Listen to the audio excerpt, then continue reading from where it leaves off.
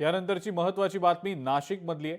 वस्त्रांतर गृहाच्या पाडकामाला पुरोहित संघानं विरोध दर्शवलाय। वस्त्रांतर गृहाच्या पाडकामामुळे प्राचीन मंदिराचं नुकसान झाल्याचं पुरोहित संघाचं म्हणणं आहे। त्यावर आता मंत्री गिरीश महाजन यांनी प्रतिक्रिया दिलेली आहे। कुणाच्याही भावना दुखावण्याचा आमचा हेतू नाही। भावना दुखावल्या गेल्या असतील तर मी स्वतः माफी मागतो, असं मंत्री गिरीश महाजन यांनी म्हटलंय। नाही, वस्त्रांतर गृह पाडण्याचा निर्णय सगळ्यांच्या संमतीने झालेला होता. पण ते पाडत असताना मला वाटतं मी आता जे बघितलं, मी लगेच मला कळलं की तात्काळ या ठिकाणी आलेलो आहे.